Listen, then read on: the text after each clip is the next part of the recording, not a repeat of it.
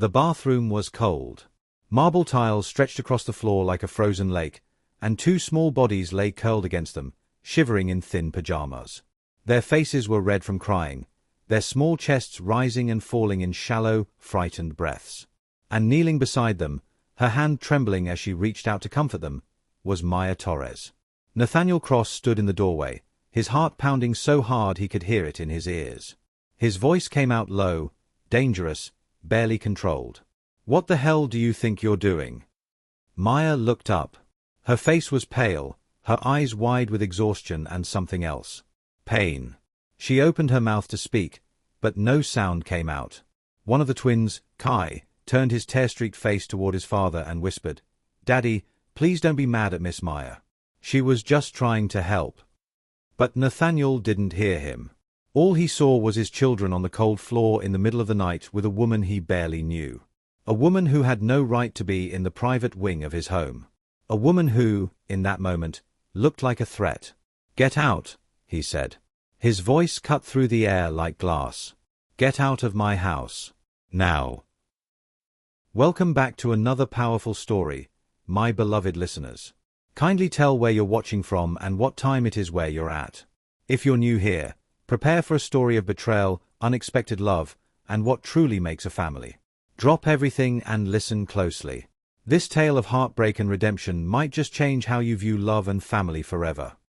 3 weeks earlier, Maya Torres had arrived at Silver Ridge Lodge with nothing but a duffel bag, a culinary degree she couldn't afford to use, and a heart that had learned to expect very little from the world.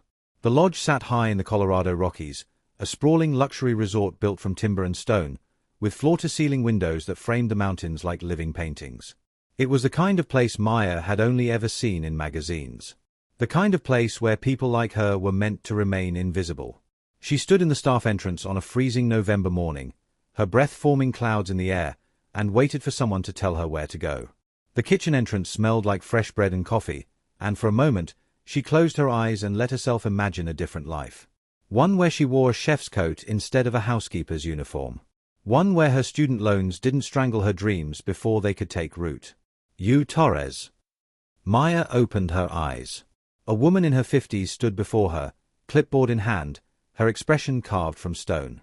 She wore a crisp black dress and a name tag that read Caroline Dutch, head of housekeeping. "Yes, Maya Torres. I'm here for the housekeeping position."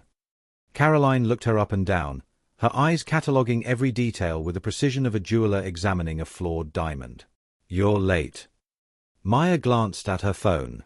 She was 4 minutes early. But she didn't argue. She'd learned long ago that some battles weren't worth fighting. "I'm sorry. It won't happen again." Caroline's lips pressed into a thin line. "Follow me. And keep up. I don't have time to repeat myself." The lodge was even more stunning on the inside. Vaulted ceilings stretched overhead, supported by massive wooden beams. A stone fireplace dominated the great room, crackling with a fire that probably cost more to maintain than Maya's monthly rent. Leather sofas the color of whiskey were arranged in perfect symmetry, and the scent of pine and expensive candles filled the air. But Maya barely had time to take it in. Caroline moved through the halls like a military general inspecting troops, rattling off instructions without pausing for breath. Rooms are to be cleaned between 10 and 2. No exceptions. Linens changed daily. Bathrooms scrubbed to surgical standards. Mr. Cross demands perfection, and you will deliver it or you will be replaced. Do you understand? Yes, You do not speak to the guests unless spoken to. You do not linger in common areas. You do not, under any circumstances, interact with Mr. Cross or his children. Is that clear? Maya felt something twist in her chest at the coldness of it all. But she nodded. Crystal clear. Caroline stopped in front of a supply closet and handed Maya a key. Your uniform is inside. You start in the West Wing. If you have questions, ask Maria. She's been here longer than anyone and knows how things work. And then she was gone, her heels clicking down the hallway like the ticking of a clock. Maya spent her first week invisible. She cleaned rooms that cost more per night than she made in a month. She scrubbed marble countertops and polished fixtures until they gleamed. She learned the rhythm of the lodge, the way the wealthy guests moved through the space like they owned the air itself. And she learned about Nathaniel Cross. The staff talked about him in whispers during their breaks. He was 36, a self-made billionaire who had inherited his late wife's family resort and transformed it into one of the most exclusive destinations in North America. He was brilliant, ruthless, and devastatingly handsome in the way that powerful men often are. But more than that, he was broken. His wife, Gabriella, had died in a skiing accident 18 months ago. She'd been an heiress, a philanthropist, a woman who seemed to have everything until the mountain took it all away in a single, brutal moment. And she'd left behind twin boys. Kai and Noah. 4 years old. Silent. Sad. Haunted by a loss they were too young to understand but too aware to forget. Maya first saw them on her 3rd day. She was cleaning one of the sitting rooms in the main lodge when she heard it. The sound of a child crying. Not the loud, demanding wail of a tantrum, but the quiet, hopeless sobbing of someone who had learned that crying didn't bring comfort. She followed the sound to a corner near the windows, where a small boy sat with his knees pulled to his chest, tears streaming down his face. He had dark curls and eyes the color of storm clouds, and he looked so incredibly alone that Maya felt her heart crack wide open. She knelt down slowly, keeping her distance so she wouldn't scare him. "Hey there, sweetheart. Are you okay?" The boy looked up at her, startled. He wiped his face with the back of his hand, leaving a smear of tears across his cheek. "I'm not supposed to talk to staff." The words hit Maya like a slap, but she kept her voice gentle. "That's okay. You don't have to talk. But if you want to, I'm a really good listener." He stared at her for a long moment, his small face caught between obedience and the desperate need to be seen. Finally, he whispered, "I miss my mommy." Maya felt tears prick her own eyes. "I bet you do. And that's okay. Missing someone you love is one of the bravest things you can do." The boy blinked. "Brave?" "Absolutely. It means your heart is big enough to hold all that love, even when it hurts." He seemed to consider this, his tears slowing. "What's your name?" "Maya. What's yours?" "Noah." "It's nice to meet you, Noah." They sat together in silence for a few minutes, and Maya didn't try to fill it with meaningless words. She just stayed, a quiet presence in a world that had taken so much from him. And then a voice called from down the hall. "Noah, where are you?" The boy's eyes widened in panic. "That's my nanny. I'm not supposed to wander off." Maya stood quickly, giving him a gentle smile. "You'd better go, then. But Noah, anytime you need someone to listen, you can find me." He ran off, and Maya returned to her cleaning, her heart heavier than it had been in weeks. The kitchen accident happened on her 8th day. Maya had been reassigned to help with prep work during a staffing shortage. The kitchen was chaos, a whirlwind of shouting voices, clanging pots, and the sharp smell of searing meat. Head chef Dominic ruled the space like a tyrant, his voice cutting through the noise with commands that left no room for error. Maya was carrying a tray of glassware when someone bumped into her from behind. She stumbled, her feet sliding on a slick patch of olive oil that hadn't been cleaned up, and she went down hard. Her side slammed into the corner of a stainless steel prep table with a sickening crack that echoed through the kitchen. Pain exploded through her ribs, so sharp and immediate that she couldn't breathe. She gasped, clutching her side, the world tilting around her. "Get up, Torres." Dominic's voice was cold, irritated. "We've got a full house tonight. I don't have time for drama." Maya forced herself to her feet, biting down on her lips so hard she tasted blood. The pain was blinding, radiating out from her ribs in waves that made her vision blur. "I think I need to see a doctor," she managed to say, her voice barely above a whisper. Dominic didn't even look at her. "You need to finish your shift. If you can't handle the work, there are 100 people who can." And so she stayed. Because she needed the job. Because her mother's medical bills were piling up back home in Arizona. Because she'd learned long ago that pain was something you could survive if you had to. She worked through the dinner service, moving like a ghost through the kitchen, each breath a reminder of what she'd sacrificed. And when her shift finally ended at midnight, she stumbled back to her tiny room in the staff quarters, swallowed 4 ibuprofen with water from the bathroom sink, and lay down on her narrow bed, staring at the ceiling and wondering how much more she could take. It was 3 in the morning when she heard the crying. Maya had been drifting in and out of a restless, pain-filled sleep when the sound pulled her fully awake. A child was sobbing somewhere in the building, the sound muffled but unmistakable. She sat up slowly, wincing as the movement sent fresh pain shooting through her ribs. She should stay in bed. She should ignore it. She wasn't supposed to be in the private quarters. Caroline had made that abundantly clear. But the crying didn't stop. Maya pulled on her robe and slipped out of her room, following the sound through the darkened hallways. The lodge was eerily quiet at this hour, the only light coming from the emergency exit signs and the faint glow of the moon through the windows. She found herself outside the Cross family's private wing. The door was slightly ajar, and the crying was coming from inside. Maya hesitated, her hand on the doorframe. This was a line she shouldn't cross. But the sound of that child's distress was unbearable. She pushed the door open and stepped inside. The private wing was beautiful even in the darkness. Soft rugs muffled her footsteps, and the air smelled faintly of cedar and something sweet, like vanilla. She followed the crying to a bedroom at the end of the hall. Inside, she found both twins. Kai was lying in bed, his small body burning with fever, his face flushed and damp with sweat. Noah was beside him, crying, his hand clutching his brother's pajama shirt. "Miss Maya." Noah's voice was thick with tears. "Kai's really hot. I tried to find the nanny, but she's not here. I don't know what to do." Maya's heart clenched. She moved to Kai's bedside, pressing the back of her hand to his forehead. He was burning up, easily over 103 degrees. "It's okay, sweetheart. I'm here now. We're going to help him." She knew what to do. Her mother had been a nurse before illness had stolen that from her, and Maya had learned the old remedies, the things that worked when medicine wasn't immediately available. She scooped Kai into her arms, ignoring the screaming pain in her ribs, and carried him to the master bathroom.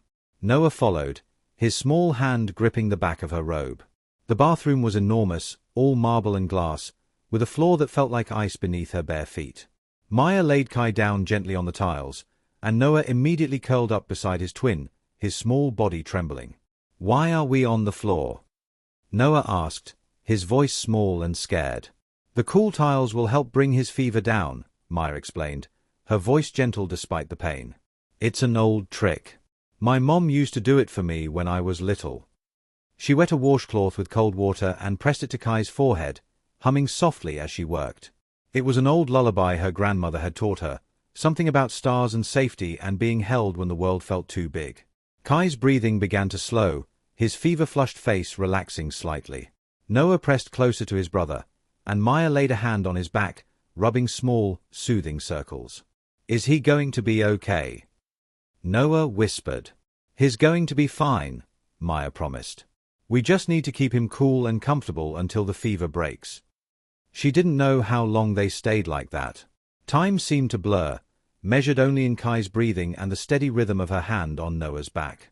Her own pain had become a constant throb, something she'd learned to breathe through. And then she heard footsteps in the hallway. Heavy, purposeful, angry. The bathroom door swung open, and Nathaniel Cross stood in the doorway, his expression a storm of fury and fear. For a moment, nobody moved. Maya knelt on the cold tiles, one hand on Kai's forehead, the other on Noah's back. The twins looked up at their father with wide, frightened eyes. And Nathaniel looked at the scene before him and saw only danger. His children.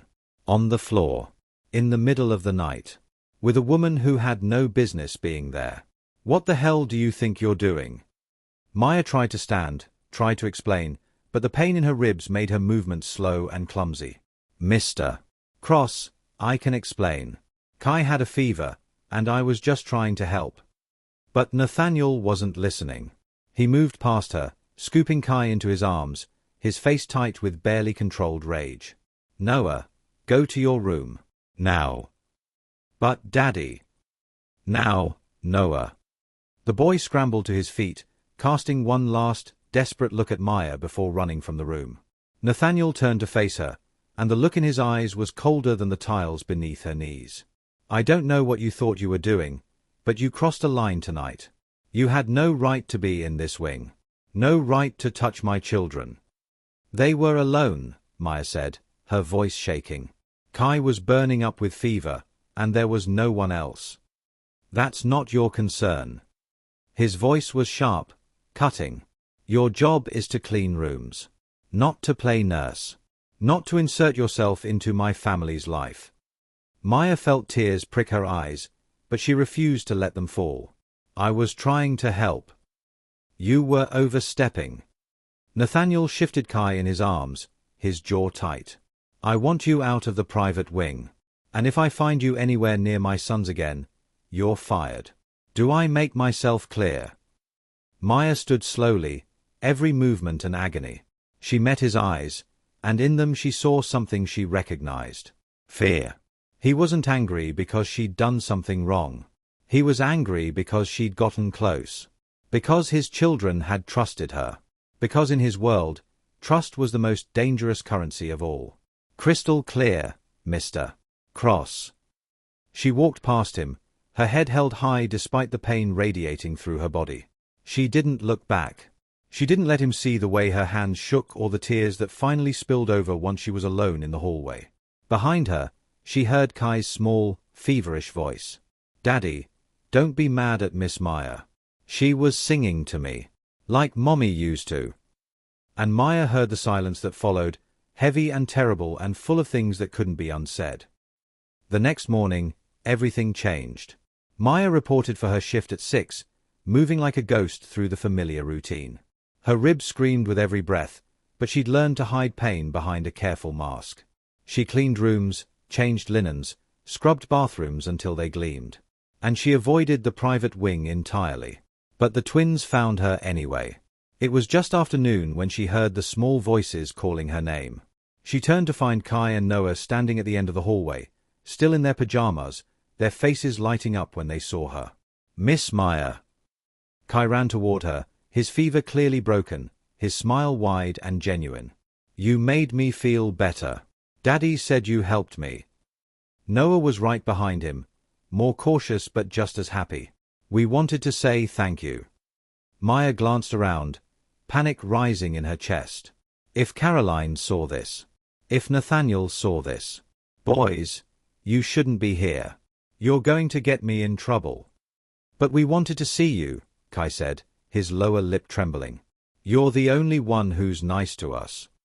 The words broke something in Maya's carefully constructed defenses. She knelt down, ignoring the pain, and pulled both boys into a gentle hug. I'm always going to be nice to you, sweetheart. But your daddy has rules, and we have to follow them, okay? He's just scared, Noah said quietly, his small hand resting on Maya's shoulder. He's scared we'll forget Mommy if we love someone else. The wisdom in those words, coming from a 4-year-old child, made Maya's throat tight. Your daddy loves you very much. And he's doing the best he can. Do you have to go away? Kai asked, his eyes wide and worried. Daddy said you're just the cleaning lady and we're not supposed to bother you. Maya felt anger flash hot and bright in her chest. Not at the boys. Never at them. But at a man who was so consumed by his own fear and grief that he couldn't see what his children needed. I'm not going anywhere, she said firmly. And you are never, ever a bother to me. Do you understand? They nodded, and she held them for one more moment before gently pulling away. Now go find your nanny before someone comes looking for you. They ran off, and Maya stood slowly, pressing a hand to her aching ribs. She didn't see Caroline standing at the corner, watching everything with cold, calculating eyes. Caroline Dutch had worked at Silver Ridge Lodge for 15 years. She had started as a housekeeper herself, worked her way up through sheer determination and an unshakable belief in order and hierarchy. She had survived 3 ownership changes, countless staff turnovers, and the chaos of Gabriella Cross's death. And she had developed certain expectations about how things should work. Maya Torres was a problem. She was young, pretty in an understated way, and worst of all, she had somehow managed to do what no nanny, no therapist, no expensive specialist had been able to do. She had made the Cross twins smile. Caroline had seen the way Nathaniel looked at Maya after the fever incident. It wasn't attraction. Not yet. But it was something more dangerous. Interest. Confusion. The first crack in the wall he'd built around himself and his children.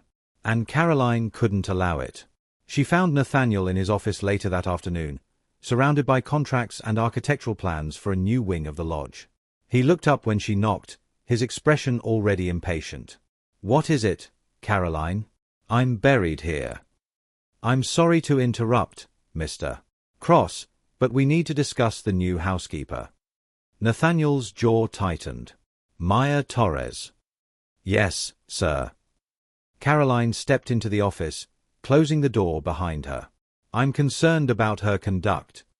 She helped my son when he was sick. I already spoke to her about boundaries. With respect, sir, I don't think that's the issue." Caroline's voice was carefully neutral, the tone of someone delivering bad news out of duty rather than malice. "I've received reports from other staff members that she's been overstepping in other ways as well." Nathaniel set down his pen, his full attention now on Caroline. "Explain." "She's been spending time in the kitchen, making food for the children. Leaving little treats in the common areas where she knows they'll find them.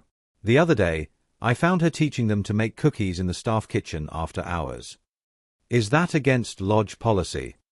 "It's inappropriate, sir. She's not their nanny. She's not family. And yet she's inserting herself into their lives in ways that could be confusing for them, especially given their age and their grief."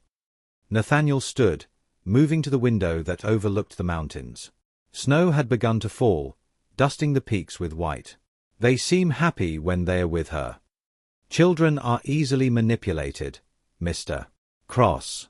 Especially vulnerable ones." Caroline let the words hang in the air for a moment before continuing. "I'm not suggesting her intentions are malicious. But I've seen this before. Young women in positions of service who see an opportunity and take it." Nathaniel turned sharply. "What are you implying?" "I'm simply saying that a beautiful young woman, working in close proximity to a wealthy single father, might have motivations beyond simple kindness." The words hit their mark. Nathaniel's expression hardened, the warmth that had been there when he spoke of his children's happiness replaced by cold suspicion. "You think she's using my sons to get to me?" "I think it's worth considering." Caroline's voice was soft, sympathetic. "Your mother mentioned to me last month that she's concerned about women who might try to take advantage of your situation. And Miss Torres has been here less than 2 weeks, yet she's already found her way into your private quarters, into your children's lives." Nathaniel was silent for a long moment. When he finally spoke, his voice was flat, emotionless. "Thank you for bringing this to my attention, Caroline. I'll handle it." Caroline left the office with a small, satisfied smile. She had planted the seed. Now she just had to wait for it to grow. Maya didn't see the axe coming. She continued her work, careful to follow every rule, to stay in her lane. But she couldn't help the small acts of kindness. A cookie left on a napkin near the twins' playroom.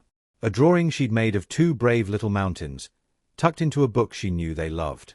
And every time she saw Kai and Noah, even from a distance, her heart ached with a love she had no right to feel.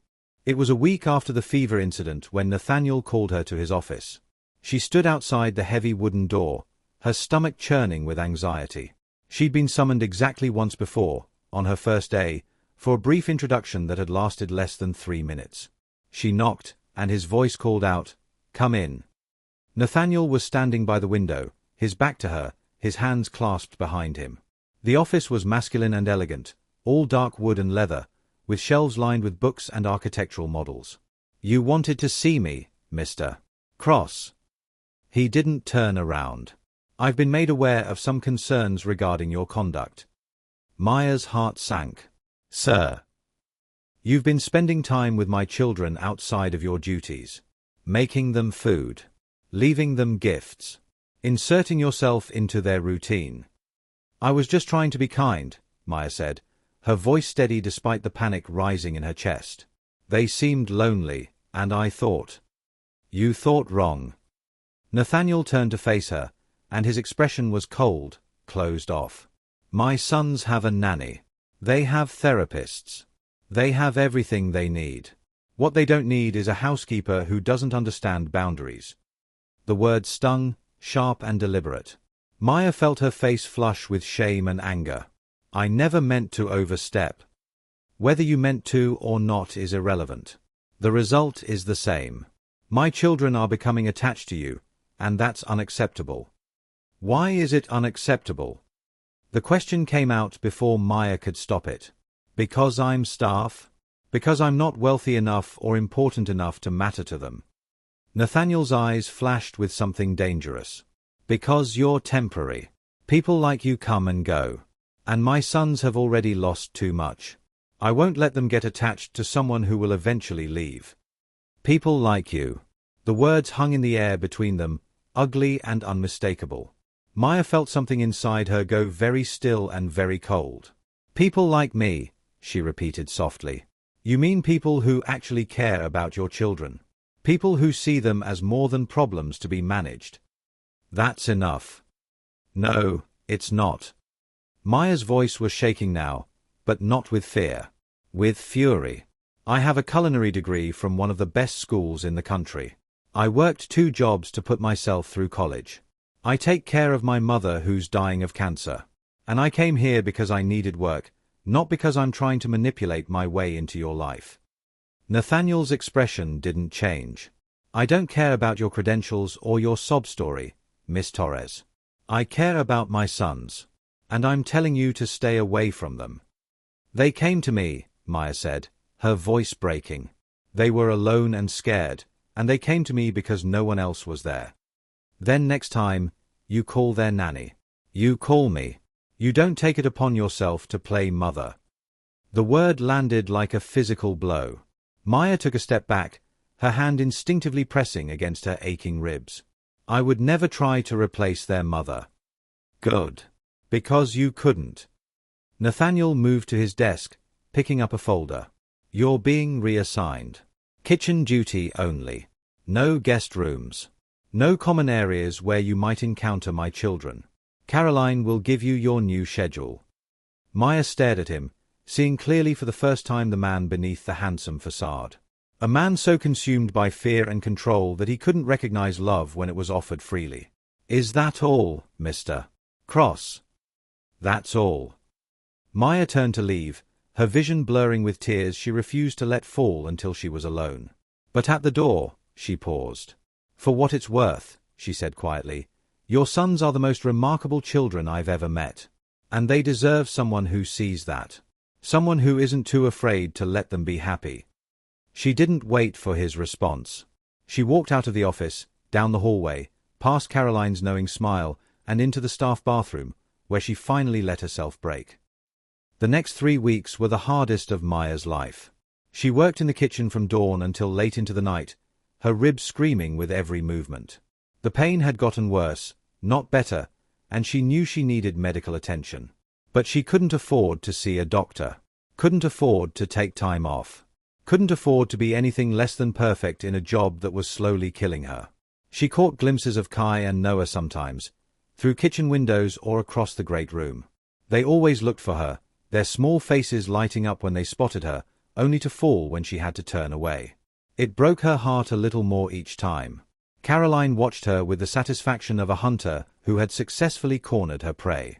She gave Maya the worst shifts, the hardest tasks, always with a smile that didn't reach her eyes. Mr. Cross was very clear about your new role, she would say, her voice dripping with false sympathy.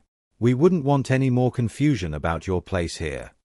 Maya endured it all in silence. Because she had no choice. Because her mother's latest round of treatments had depleted their savings.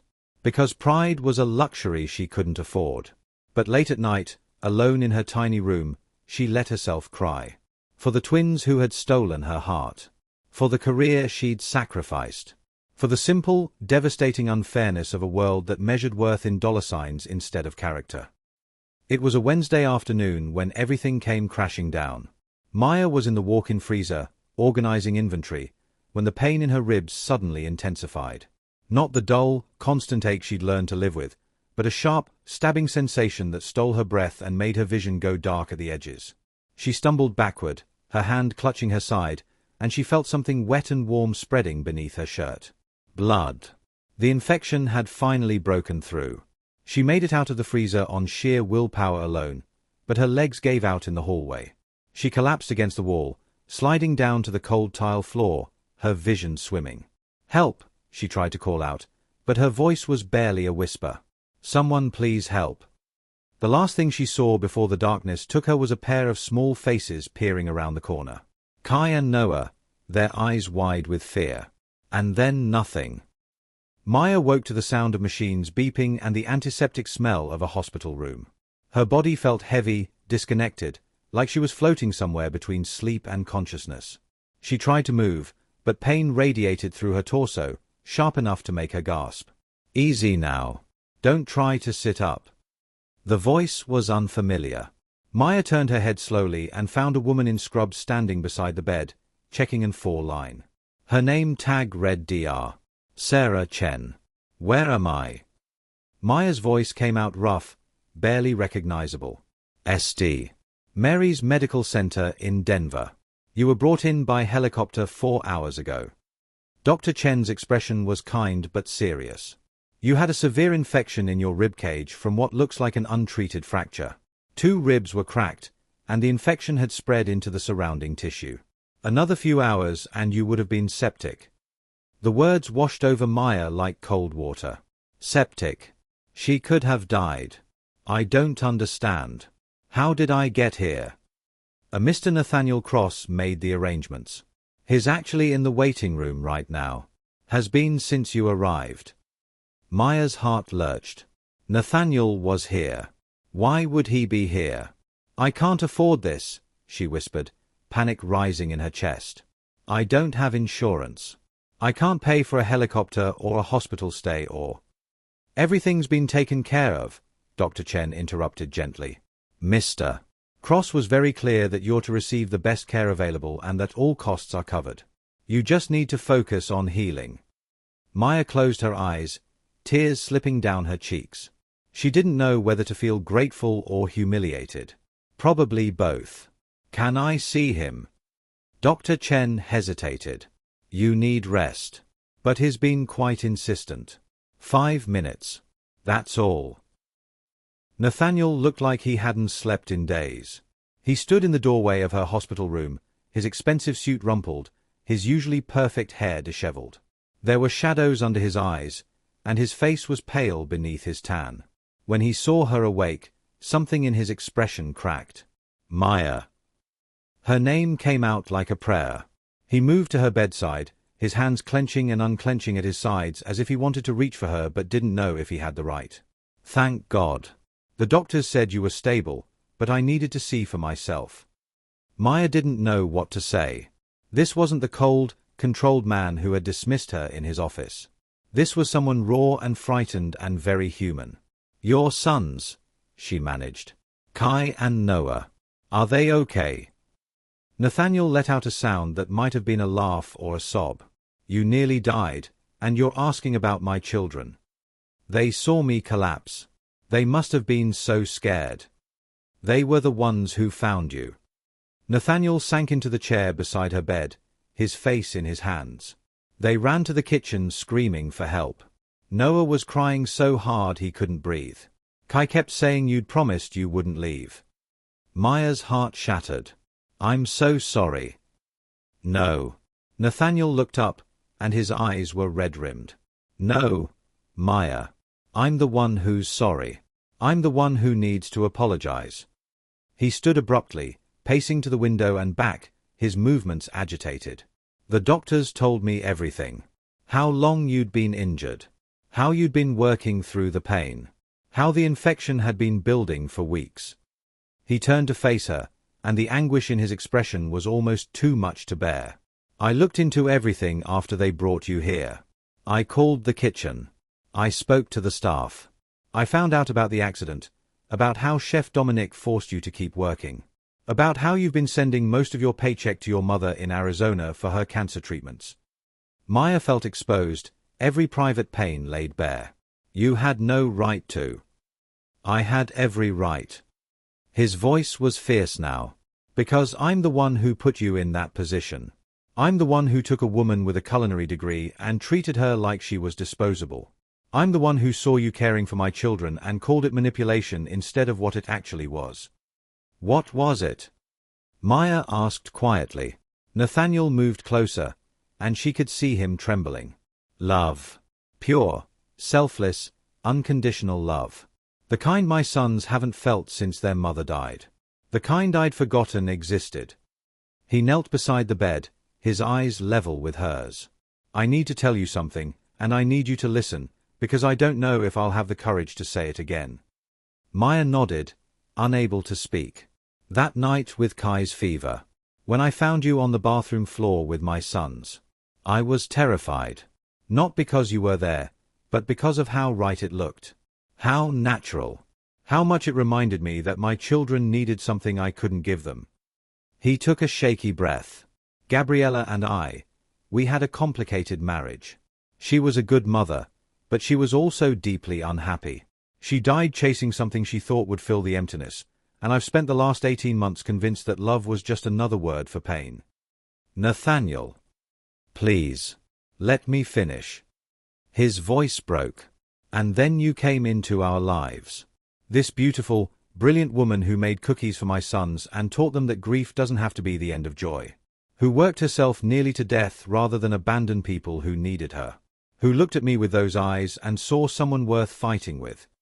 He reached out slowly, giving her time to pull away, and took her hand in his. His fingers were warm and strong, and they were shaking. I was cruel to you, Maya. I let my fear make me cruel. I let Caroline plant poison in my mind because it was easier than admitting the truth. What truth? That I was falling in love with you. The words hung in the air between them, impossible and perfect. That somewhere between your terrible puns in the staff kitchen and the way you hummed while you worked and the absolute fury in your eyes when you defended yourself in my office, I fell completely and hopelessly in love with you. Maya felt tears streaming down her face. You can't mean that. I've never meant anything more in my life. Nathaniel's grip on her hand tightened. And I know I have no right to say any of this. I know I've hurt you in ways I can't take back. But I needed you to know that when I thought I might lose you, when I was in that helicopter watching the medics fight to keep you alive, I realized that I'd already lost the most important battle. What battle? The one where I pretended I didn't need you. Where I convinced myself that keeping you at a distance was protecting my sons, when really I was just protecting myself from the terrifying possibility of loving someone again. Maya closed her eyes, overwhelmed by the rawness of his confession. I don't know what to say. You don't have to say anything right now. Nathaniel stood, but he didn't let go of her hand. You need to rest. You need to heal. And when you're ready, when you're strong enough, I'm going to spend every day proving to you that I see you now. Really see you. Not as staff. Not as a convenient caretaker for my children. But as the extraordinary woman you are. And if I can't forgive you? Maya asked, her voice barely a whisper. Then I'll accept that, Nathaniel said, though the words clearly cost him. But I'll still make sure you're taken care of. I've already spoken to my lawyers. When you're released from the hospital, you'll have a full-time position as the head pastry chef at Silver Ridge. Your own kitchen. Your own staff. A salary that reflects your actual qualifications. Maya's eyes flew open. What? It's not charity. It's what should have happened from the beginning. You're a trained chef, Maya. You should be creating, not scrubbing floors. He managed a small, sad smile. Consider it my first step toward making things right. Before Maya could respond, Dr. Chen appeared in the doorway. Mr. Cross, I'm going to have to ask you to leave now. Ms. Torres needs rest. Nathaniel nodded. He lifted Maya's hand to his lips and pressed a gentle kiss to her knuckles. I'll be back tomorrow. And the day after that. And every day until you tell me to stop coming. And then he was gone, leaving Maya alone with a heart too full of confusion and hope and fear to make sense of anything. The next 3 days passed in a blur of antibiotics and physical therapy and long stretches of sleep. But Nathaniel kept his word. He came every morning and every evening, always bringing something. Books he thought she'd like. Flowers that filled the sterile room with color and life. And once, a drawing from the twins. It was a crayon masterpiece of 3 stick figures. One tall with dark hair labeled Daddy. 2 small ones labeled Kai and Noah. And in the middle, with yellow hair and a big smile, a figure labeled Miss Maya, our family. Maya cried when she saw it. And when Nathaniel visited that evening, she was still holding it. "They miss you," he said quietly, sitting in the chair that had become his during these visits. "They ask about you constantly. Want to know when you're coming home." "Home," Maya repeated. The word felt strange on her tongue. "The lodge." "But Maya, I need you to understand something." Nathaniel leaned forward, his elbows on his knees. "When you're well enough to leave here, you don't have to come back. I've made arrangements for an apartment in Denver if you'd prefer. Full salary. References. Whatever you need to start over somewhere else." "You want me to leave?" "God, no." The words came out fierce and immediate. "But I want you to have the choice. I don't want you to feel trapped or obligated. Whatever you decide, you'll be taken care of." Maya studied his face, seeing the sincerity there. The man who had been so cold and suspicious had been replaced by someone vulnerable and desperately trying to make amends. "Can I ask you something?" "Anything." "What happened with Caroline?" Nathaniel's expression hardened. "She's gone. I fired her the day after you collapsed. Turns out she'd been manipulating situations for months. She's the one who sent the nanny away the night of Kai's fever. She'd been feeding me lies about you from the beginning." "Why would she do that?" "Because she saw what I was too blind to see." Nathaniel's voice was quiet. "That you were changing things. That my sons were coming back to life around you. And she couldn't stand it." He ran a hand through his hair, a gesture of frustration Maya was beginning to recognize. "I should have seen it. Should have questioned her motives. But I was so caught up in my own fear that I let her poison everything." "We all make mistakes," Maya said softly. "Some mistakes cost more than others." Nathaniel met her eyes. "I almost cost you your life, Maya. That's not something I can forgive myself for easily." "Then don't." The words surprised them both. Maya shifted carefully in the bed, wincing at the pull of healing tissue. "Don't forgive yourself easily. Carry it. Let it change you.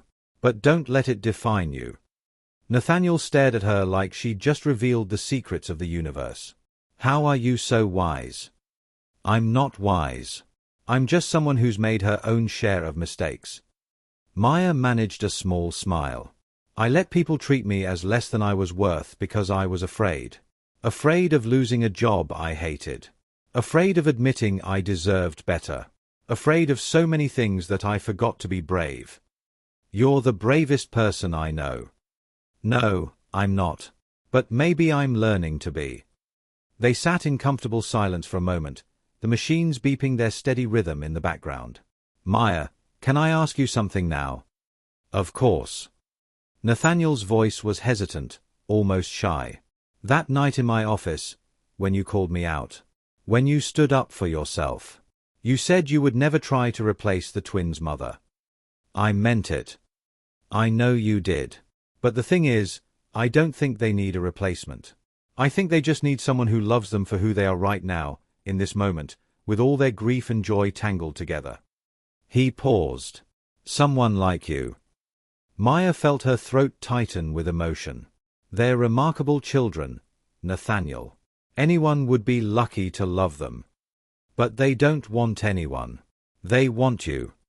He reached out, and this time Maya met him halfway, their fingers intertwining. "And so do I." Maya was released from the hospital 6 days after she'd collapsed. Dr. Chen gave her strict instructions about rest, medications, and follow-up appointments, all of which Nathaniel wrote down with the focus of a man preparing for a crucial business meeting. "I've arranged for a private nurse at the lodge," he told Maya as she signed discharge papers. "And your room has been moved to the guest wing. Private suite with a view of the mountains." "Nathaniel, that's too much." "It's not nearly enough." His tone left no room for argument. "You're recovering from a serious infection, Maya. You need proper care." The drive back to Silver Ridge was quiet. Maya sat in the passenger seat of Nathaniel's Range Rover, watching the mountain landscape roll past, feeling like she was returning to a different world than the one she'd left. Everything looked the same. The towering pines. The snow-dusted peaks. The winding road that climbed higher and higher until the air felt thin and pure. But she wasn't the same. And neither, it seemed, was the man sitting beside her. "Are you nervous?" Nathaniel asked, glancing at her. "Terrified," Maya admitted. "The twins have been preparing for days. They've made welcome home signs. Baked cookies with the new pastry assistant. I think they've planned an entire parade in your honor." The image made Maya smile despite her anxiety. "I miss them so much." "They know. I've been reading them your texts every night before bed." Maya looked at him in surprise. She'd been texting Nathaniel updates about her recovery, simple messages to let him know she was doing better. She hadn't realized he'd been sharing them. "You have. They needed to hear your voice, even if it was just me reading your words." Nathaniel's hands tightened on the steering wheel. "It's the only way I could get them to sleep." Something in Maya's chest cracked open. These boys, these beautiful, broken boys, had worked their way so deeply into her heart that she couldn't imagine a world without them anymore. "What happens now?" she asked quietly. "Now you heal. You rest. And when you're ready, you take over the pastry kitchen and show this place what real talent looks like. I mean with us. With you and me." Nathaniel was quiet for a long moment. When he finally spoke, his voice was careful, measured. "I meant what I said in the hospital, Maya. I'm in love with you. But I also know that feelings aren't enough. Trust has to be earned, and I've done nothing but break yours since the day we met." He pulled the car over to the side of the road, putting it in park, and turned to face her fully. "So here's what I'm proposing. No pressure. No expectations. Just honesty." He took a deep breath. "I'd like the chance to court you properly. To take you to dinner. To show you the parts of this place that are beautiful instead of just the parts where you were made to work. To introduce you to my sons not as staff, but as someone very important to me." "And if it doesn't work out?" Maya asked, though her heart was already answering for her. "Then we figure it out like adults. But you'll still have your position, your independence, and my respect." Nathaniel reached out and tucked a strand of hair behind her ear, the gesture achingly tender. "I'm not your employer anymore, Maya. I'm just a man who's hoping you'll give him a chance to deserve you." Maya leaned into his touch, letting herself feel the warmth of his hand against her cheek. "One condition." "Anything." "You stop calling yourself just a man. You're Nathaniel Cross. Brilliant, infuriating, surprisingly romantic Nathaniel Cross. And if we're going to do this, I need you to be exactly who you are. Not some perfect version you think I need." The smile that spread across his face was like sunrise breaking over the mountains. "Deal." He leaned in slowly, giving her every opportunity to pull away, and kissed her softly. It was gentle, reverent, full of promises neither of them was quite ready to speak aloud. When they pulled apart, Maya was smiling.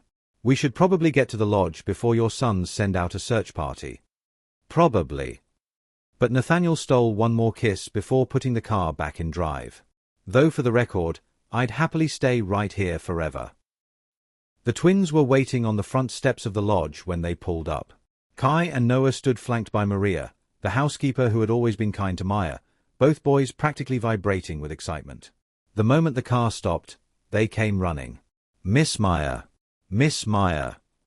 Nathaniel was out of the car first, holding up a hand. "Gentle, boys. Remember what we talked about. Miss Maya is still healing." But Maya was already opening her door, already kneeling carefully on the gravel drive, already opening her arms. The twins crashed into her with all the subtlety of small hurricanes, their little arms wrapping around her neck, their voices talking over each other in their rush to tell her everything. "We made you cookies, but Noah ate 3 of them." "Did not. It was only 2. We drew you pictures every single day. Daddy said you were sick but you'd get better and come home. We missed you so much, Miss Maya. Please don't go away again." Maya held them close, breathing in the little boy's smell of them, feeling their solid warmth against her, and something inside her that had been tense for weeks finally relaxed. "I missed you too, sweethearts. So much." She looked up to find Nathaniel watching them, his expression unguarded and full of an emotion so powerful it took her breath away. His eyes seemed to say. This is what I was too afraid to let myself see. The suite Nathaniel had prepared for her was more beautiful than anything Maya had ever imagined living in. It was all warm woods and soft fabrics, with a fireplace in the sitting room and floor-to-ceiling windows that framed the mountains like a painting. There were fresh flowers on every surface, books stacked on the nightstand, and a basket of what looked like gourmet spa products in the bathroom. This is too much, Maya said for what felt like the 100th time. It's the smallest guest suite we have, Nathaniel replied, setting her bag down near the bedroom door. And before you argue, I had it prepared before you got sick. I was planning to offer you a promotion even then. I was just too much of a coward to admit why. Maya turned to look at him. He was standing in the doorway, hands in his pockets, looking almost uncertain. This powerful man who commanded boardrooms and built empires, uncertain in her presence. Why were you going to promote me? Because watching you clean rooms was like watching a concert pianist wash dishes. Wrong. Wasteful. Borderline criminal. He managed a small smile. And because my sons wouldn't stop talking about the cookies you made. And because every time I walked past the staff kitchen and heard you singing, I found excuses to walk past it again. You heard me singing. Constantly. You're terrible, by the way. Completely tone-deaf. Maya laughed, the sound surprised out of her. I am not. You absolutely are. You turn every song into some kind of experimental jazz. It's endearing and slightly painful at the same time. Take it back. Never. Nathaniel's smile widened. It's one of my favorite things about you. They stood there grinning at each other like idiots, and Maya realized with a start that this was flirting. Real, genuine, playful flirting. Not employee and employer. Not victim and savior. Just two people discovering they liked each other. I should let you rest, Nathaniel said, though he didn't move toward the door. The nurse will be here in an hour to check on you. And dinner will be brought up at 6. I asked the chef to make something gentle on your stomach. Will you eat with me? The question hung in the air between them. Nathaniel's eyes darkened with something that might have been hope. Are you sure? I'm sure. Maya moved closer to him, still careful of her healing ribs. I've eaten alone in my room for weeks. I'd like some company. Preferably company that doesn't think I'm trying to manipulate my way into his life. Nathaniel flinched. I will never forgive myself for saying that to you. Good. Use it. Let it make you better. Maya reached out and took his hand. Now go do whatever brilliant billionaire things you do, and come back at 6. I'll be the one in the ridiculously luxurious suite wondering if this is all a dream. It's not a dream. Nathaniel lifted her hand to his lips, pressing a kiss to her palm that sent heat racing up her arm. It's real. I promise you, Maya. This is real. Over the next 2 weeks, Maya healed. Her ribs stopped aching with every breath. The infection cleared completely. The exhaustion that had been her constant companion began to lift. And through it all, Nathaniel was there. Not hovering, not suffocating, but present. He had breakfast delivered to her room each morning with a note. Sometimes the notes were simple. Thinking of you. Hope you slept well. Sometimes they were longer, more revealing. I used to hate mornings until I started looking forward to writing these. The twins asked if you could teach them to make cinnamon rolls when you're feeling stronger. I may have promised you would. I hope that's okay. He had dinner with her every evening, sharing stories about his day, asking about hers, slowly building the foundation of something that felt like trust. And the twins visited constantly, bringing drawings and stories and an endless supply of love that filled the empty spaces in Maya's heart she hadn't even known existed. On her 10th day back, Dr. Chen gave her medical clearance to return to light activity. You're healing beautifully, the doctor said, reviewing the latest X-rays. The ribs are knitting well. The infection is completely gone. You can start moving around more, but nothing strenuous. No lifting anything over 10 pounds. No extended time on your feet. What about baking? Maya asked. Dr. Chen smiled. Baking should be fine. Just listen to your body. Nathaniel was waiting outside the exam room, and the look on Maya's face must have said everything because he grinned. You got cleared. I got cleared. Then I have something to show you. He led her through the lodge, past the great room where a fire crackled in the enormous fireplace, past the restaurant where the dinner service was just beginning, to a set of double doors Maya had never noticed before. Close your eyes, Nathaniel said. Why? Because I'm asking you to trust me. Maya closed her eyes, letting Nathaniel guide her forward. She heard the doors open, felt the change in temperature as they stepped into a new space, smelled something wonderful. Vanilla and butter and fresh bread. Okay, open them. Maya opened her eyes and gasped. She was standing in a professional kitchen that looked like it had been pulled from the pages of a culinary magazine. Gleaming stainless steel equipment. A double convection oven. A commercial mixer that probably cost more than a car. Marble countertops perfect for working with pastry dough. And on every surface, ingredients. Good ingredients. The kind Maya had only dreamed of working with. What is this? This is yours. Nathaniel moved to stand beside her, his voice quiet. I had it built in the old storage wing. Your kitchen. Your space. Complete creative control over the pastry program. Maya walked forward slowly, running her hands over the smooth countertop, opening drawers filled with tools and equipment. It was perfect. It was everything she'd ever wanted. I can't believe you did this. Believe it. Nathaniel moved behind her, not touching but close enough that she could feel his warmth. You're brilliant, Maya. You deserve a space that matches your talent. Maya turned to face him, tears streaming down her face. Happy tears this time. Overwhelming, grateful, joyful tears. Thank you, she whispered. Thank you for seeing me. Nathaniel cupped her face gently, his thumbs wiping away her tears. Thank you for letting me. Finally. And then he kissed her, slow and deep and full of everything he'd been too afraid to say. Maya melted into him, her hands fisting in his shirt, and for the first time in her life, she felt truly, completely seen. When they finally pulled apart, both of them were breathing hard. So, Nathaniel said, his voice rough. What do you want to make first?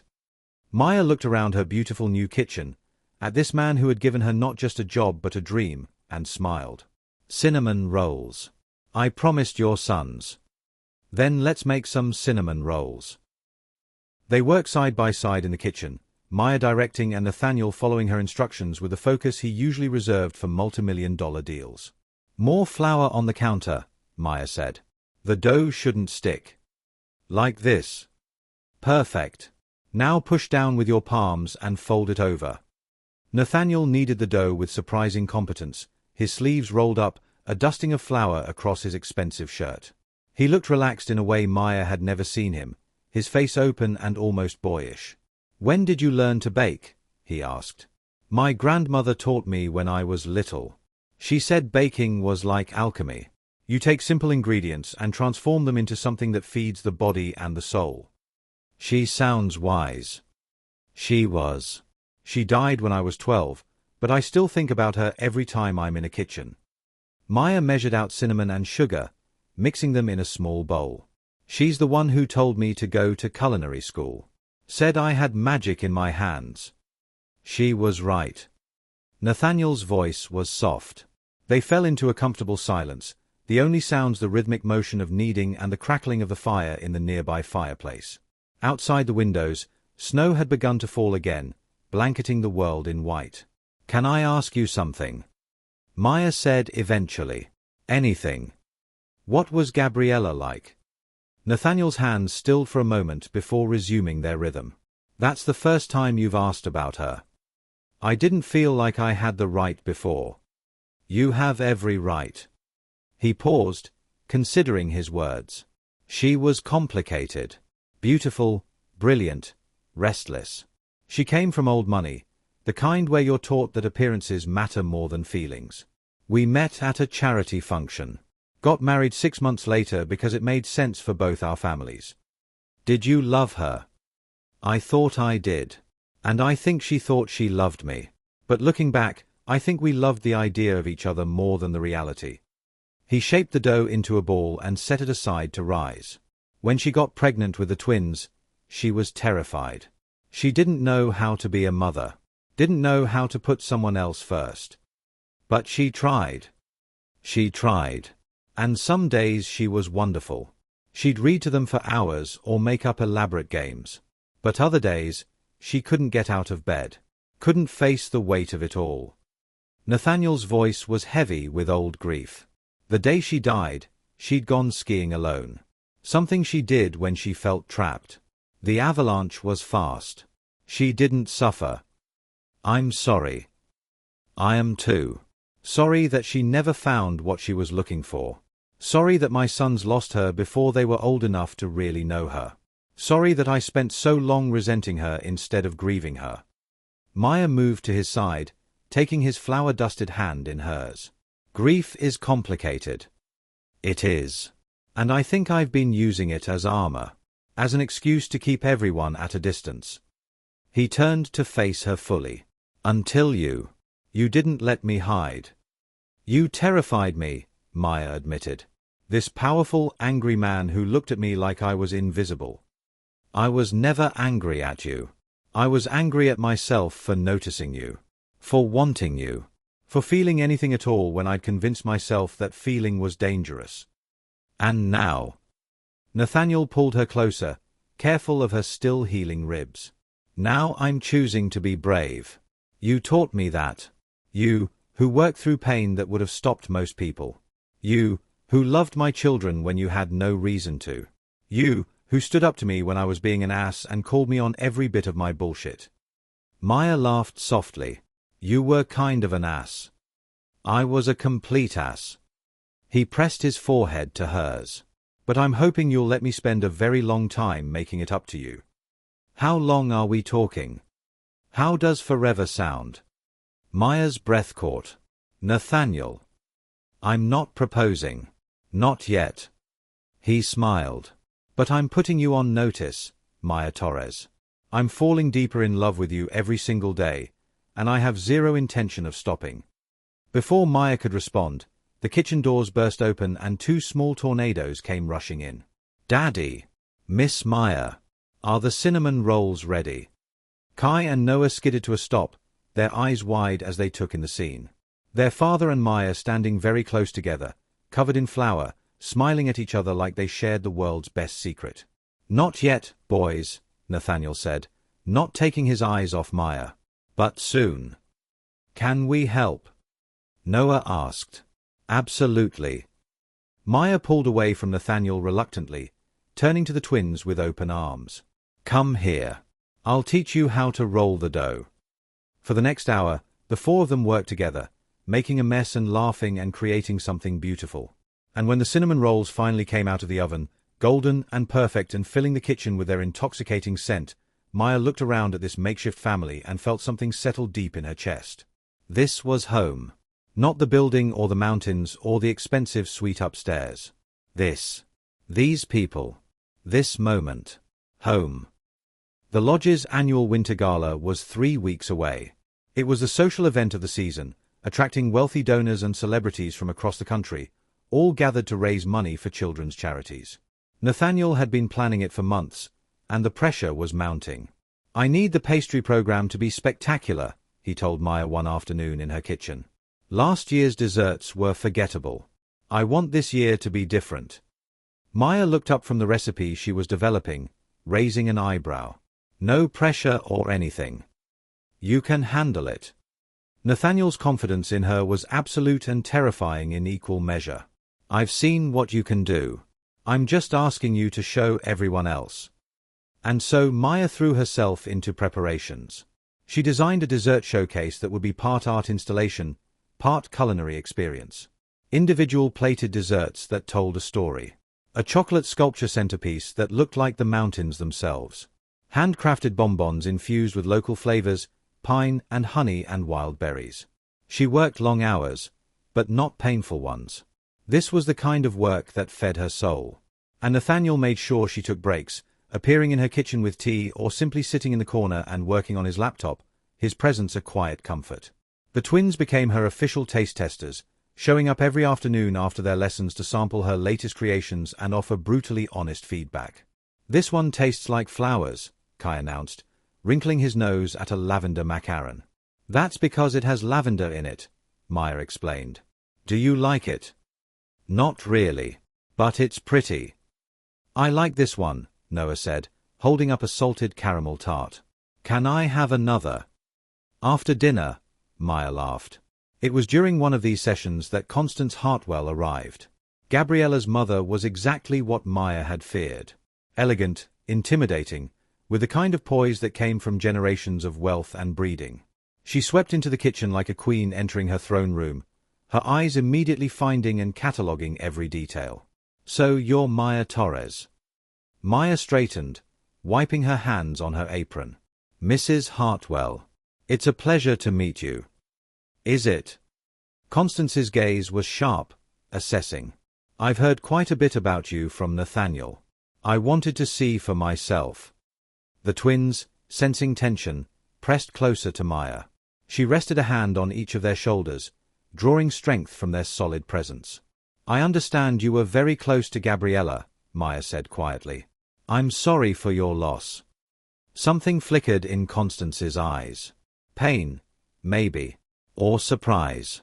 You're the first person Nathaniel's shown interest in since my daughter died. I needed to know what kind of woman could accomplish that. I'm not trying to replace her.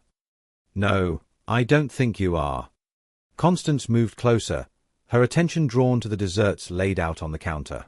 Gabriella was many things, but she was never domestic. Never found joy in simple acts of creation. She picked up one of the chocolate mountains, examining it with a critical eye. This is remarkable work. Thank you. My daughter would have been intimidated by you, Constance said bluntly. You have a strength she never quite managed. A certainty about who you are. Maya didn't know how to respond to that. So she simply said, Your grandsons are extraordinary children. You should be very proud. Constance looked at Kai and Noah, and her expression softened. I am. Though I'll admit I haven't been around as much as I should. It's been difficult, coming to this place without my daughter. Maybe you could visit more often, Maya suggested gently. I know they'd love to spend time with you. Would they? Constance looked uncertain, vulnerable in a way that made her seem suddenly human. Grandma, Miss Maya makes the best cookies, Kai offered. And she teaches us songs. And she doesn't get mad when we make messes, Noah added. Constance's eyes glistened with unshed tears. Does she now? She says messes mean we're learning, Kai said earnestly. And learning is more important than being perfect. Constance looked at Maya for a long moment. Then, slowly, she smiled. You're good for them. For all of them. I can see that now. I love them, Maya said simply. All three of them. I can see that too. Constance set down the chocolate sculpture carefully.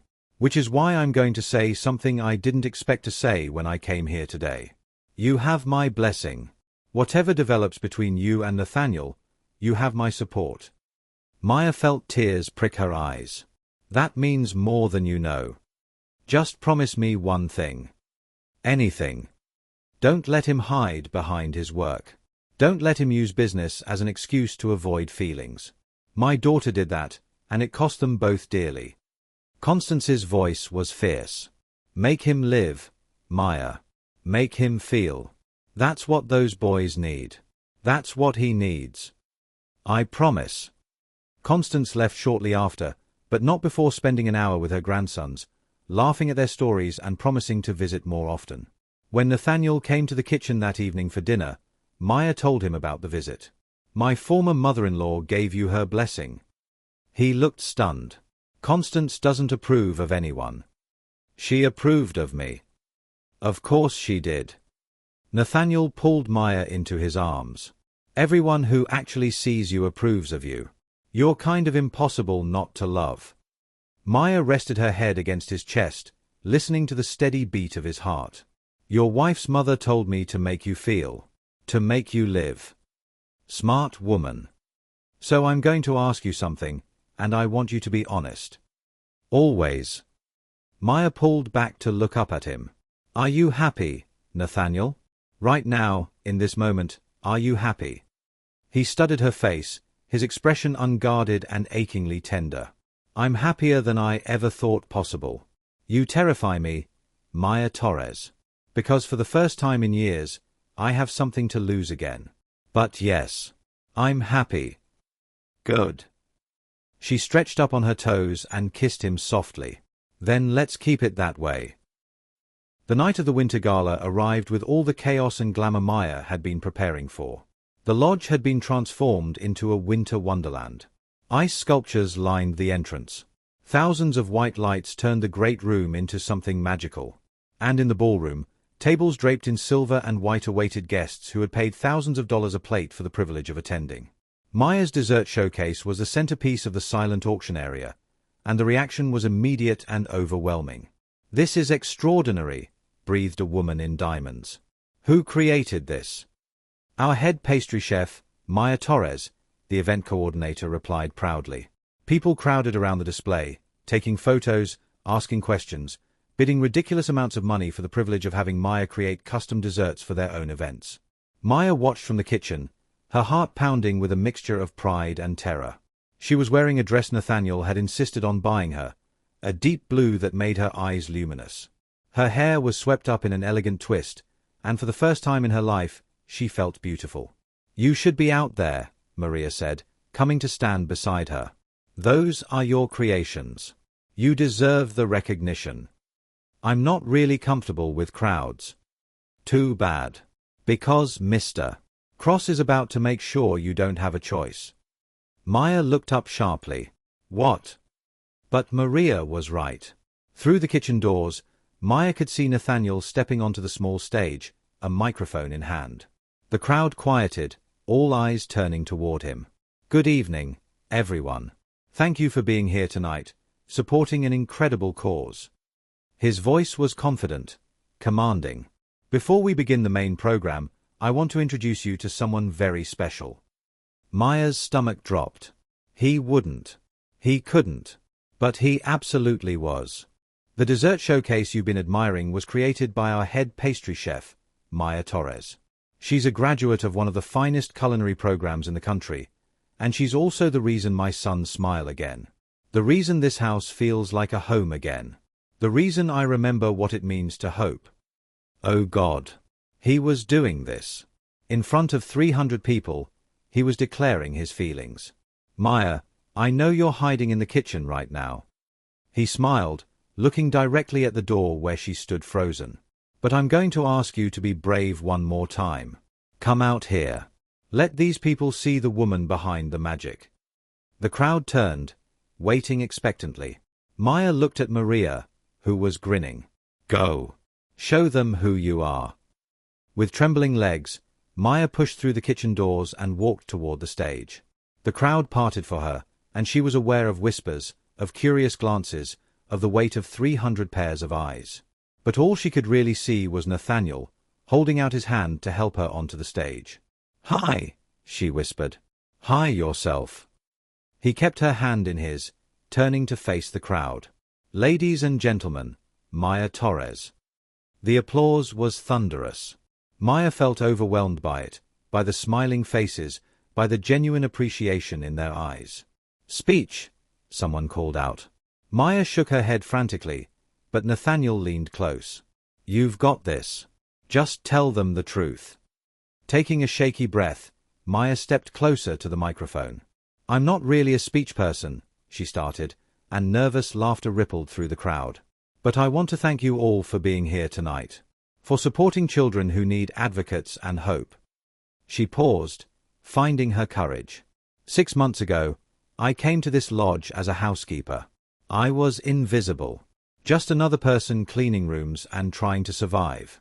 But then I met 2 little boys who taught me that kindness matters. That showing up matters.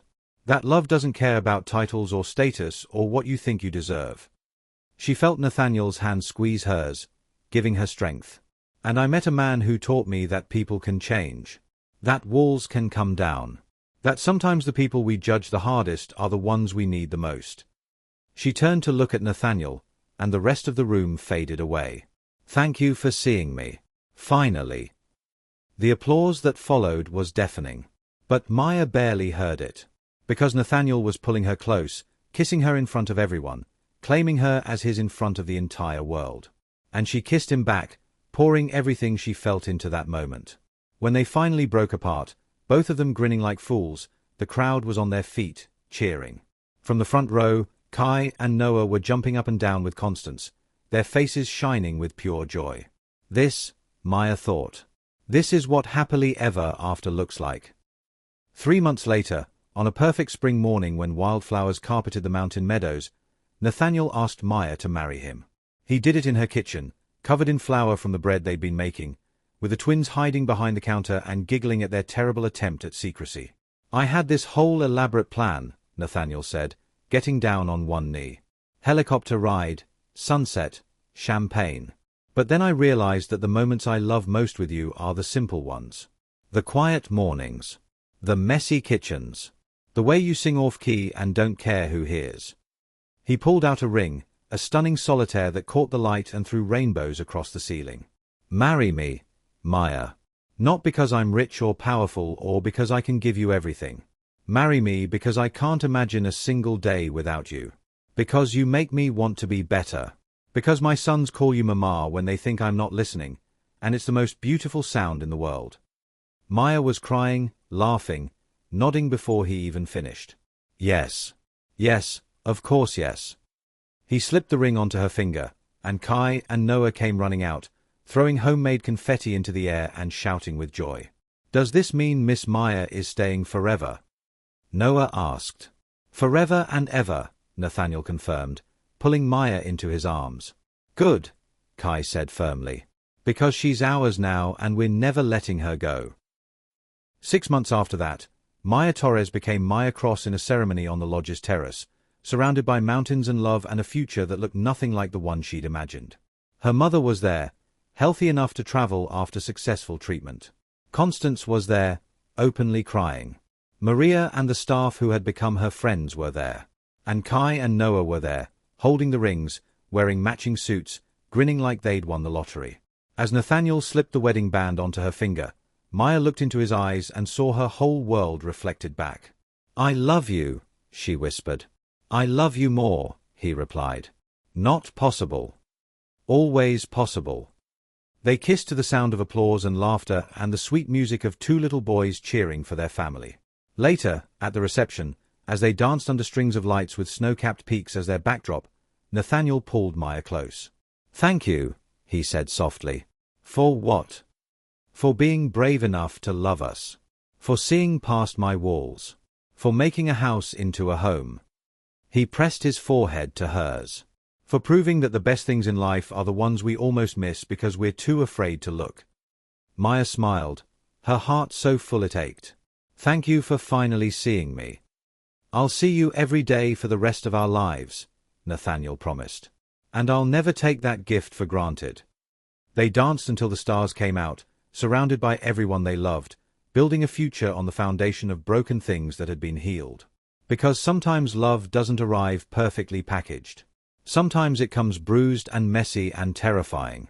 Sometimes it demands we be braver than we think we can be. But when we're brave enough to let it in, when we're strong enough to see past our own fears, when we're willing to believe that we deserve to be seen and loved and cherished, that's when the magic happens. That's when invisible becomes essential. That's when judgment becomes understanding.